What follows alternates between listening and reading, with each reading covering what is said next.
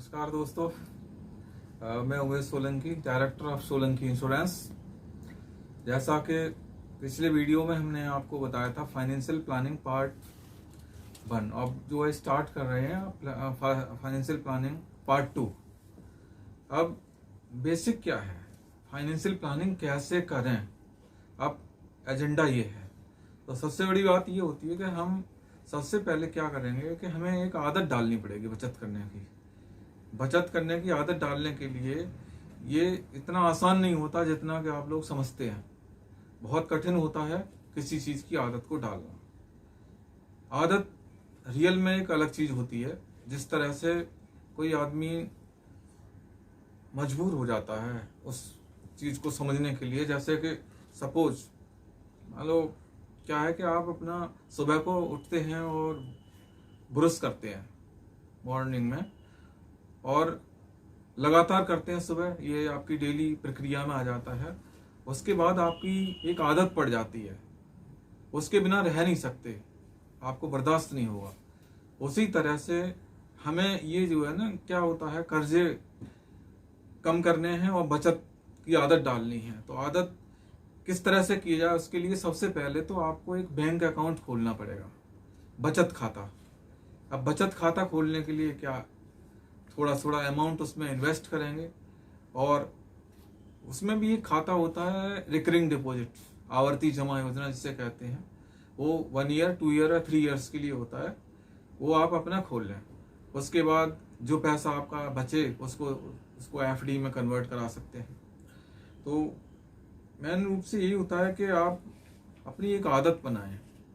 अब जो व्यक्ति अपना आदत नहीं बनाएगा तो वो अपना सेविंग भी किसी भी हालत में नहीं कर पाएगा। ज़्यादातर क्या होता है कि लोग जो है ना अपनी फाइनेंशियल प्लानिंग में ही फेल होते हैं, क्योंकि आदत नहीं है बचत करने की। अगर कोई व्यक्ति चाहे कि मैं हर हालत में बचत करूँगा और उसको तो बचत कर सकता है। अब आता है कि हम पैसे को किस तरह से लगाएं। सबसे पहले हमें ये देखना होगा कि वो सुरक्षित जगह पर पैसा लगाया जाए, सुरक्षित इन्वेस्टमेंट, जहां से आपका पैसा जो है, कैपिटल जो आपका है, वो भी सिक्योर हो और उसका ब्याज भी सिक्योर हो। तो उसमें उस तरह के पैसों में, उस तरह के स्कीमों में पैसा लगा सकते हैं सबसे पहले। तो उसमें आता है कि सबसे पहले आता है कि आप अपना रिकरिंग डिपॉजिट खोलें, बचत खाता खोलें। ये परमानेंट हैं, जैसे कि अगर आपका मान लो 1 लाख रुपए जुड़ा तो उस पर 10% या 20% का ब्याज मिलेगा ना, वो गारंटेड है, प्लस आपका पैसा भी सुरक्षित है। अब आता है कि पैसे को डिफरेंट जगह पर लगाएं, किसी एक जगह पर न लगा दें, क्योंकि उसमें क्या होता है कि रिस्क रहता है। हर एक चीज़ का अपना अपना एक मतलब होता है। तो अब इंडिया में क्या है कि ज़्यादातर लोग जो है ना पैसा उसमें लगाते हैं, मतलब किसी एक में ही लगाते चले जाते हैं। जैसे कि अगर प्रॉपर्टी में लगाया तो प्रॉपर्टी में लगाते चले गए, किसी ने LIC में लगाया तो LIC में लगाते चले गए।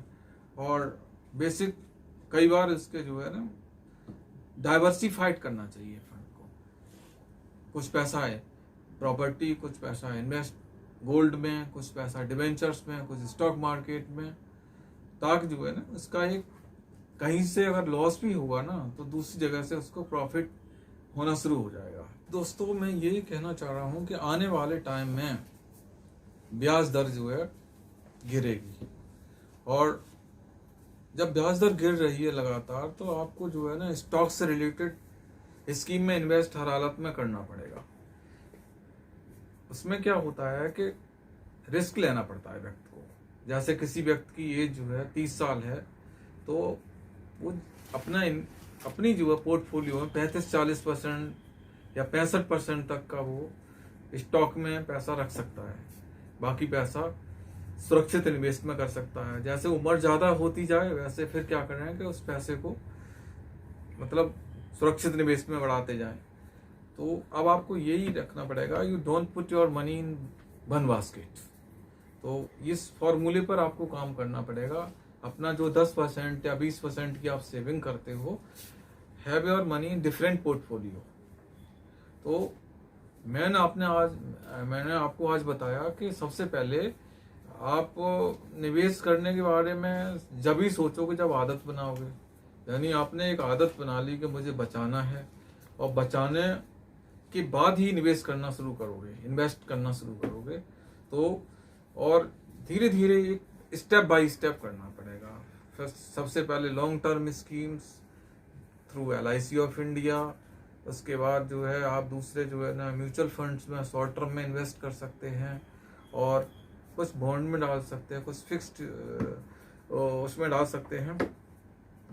और धीरे धीरे इसको जो है ना डाइवर्सिफाइड करना पड़ेगा। जब तक आप पैसे को डाइवर्सिफाइड नहीं करेंगे, आपको आपका पोर्टफोलियो नहीं बन पाएगा। सबसे बड़ी बात ये होती है कि अगर आप अमीर बनना चाहते हो ना, तो सबसे पहले आपको एक वेल्थ मैनेजर रखना होगा। वेल्थ मैनेजर आपको हर चीज के बारे में बताएगा कि पैसे को किस तरह से ग्रोथ ली जा सकती है। हर व्यक्ति जो है अपनी अपनी लाइन का एक्सपर्ट होता है। उसमें जो आपका फाइनेंशियल एडवाइजर होता है वो आपको एक एक चीज के बारे में टिप्स देगा, और धीरे धीरे आपको बताएगा कि कैसे कैसे आपको अपनी लाइफ को मेंटेन करना है।